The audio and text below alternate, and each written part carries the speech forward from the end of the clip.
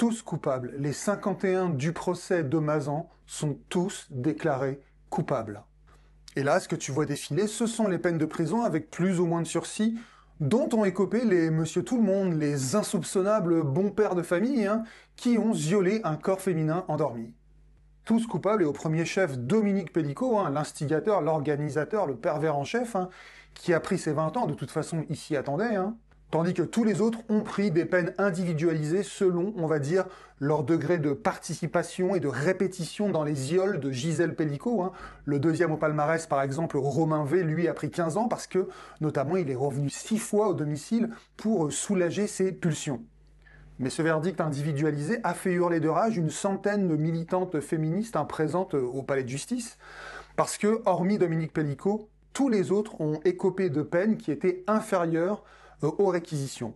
En fait, j'imagine que la plupart d'entre elles auraient voulu qu'ils prennent tous 20 ans. Voilà, ni plus ni moins, peu importe les circonstances, peu importe le degré de manipulation, d'implication, tous 20 ans, sans aucune distinction sur les circonstances. Parce que oui, il y a deux types de justice possibles. Il y a celle qui est réclamée justement par les militantes féministes, à savoir une justice radicale, homogène, qui applique, on va dire, une peine, une sanction à tel délit ou à tel crime, sans se soucier des circonstances et des parcours de vie.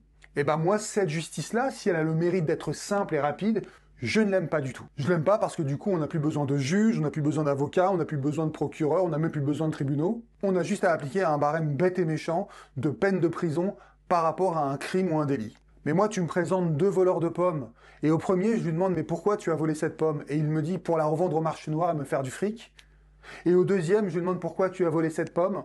Et il me dit « Parce que mon gosse n'a rien à manger, il crève de faim. » Est-ce que je dois punir ces deux hommes exactement de la même manière? Pareillement entre la crapule qui va assassiner un être humain pour lui voler son portefeuille, son smartphone, son foulard Hermès, et l'autre qui a tué un homme par pure légitime défense parce que c'était soit lui, soit l'autre, est-ce qu'on doit appliquer une justice barème?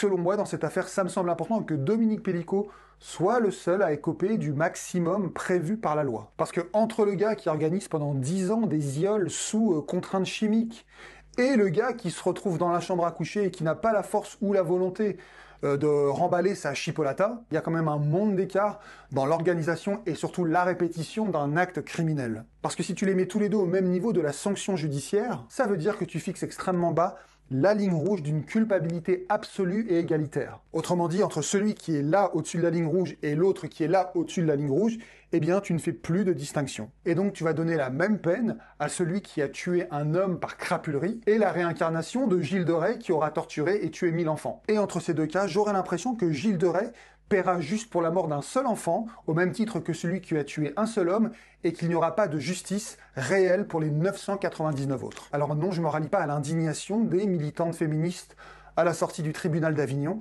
et cela d'autant plus que la victime elle-même, Gisèle Pellicot, n'a pas du tout été indignée, comme les militantes à l'extérieur, par le verdict rendu de la cour criminelle. Et cela sûrement parce que la justice les a tous déclarés coupables. Coupables à des degrés divers, mais tous coupables. Et le symbole de cette culpabilité collective, quelles que soient les histoires de vie, quels que soient les parcours, quels que soient les degrés de manipulation, il est très important dans la société encore trop masculiniste qui est la nôtre. Après, bien sûr, la justice ne sera jamais une science exacte. Il y aura toujours des tiraillements entre la justice barème et la justice plus individualisée.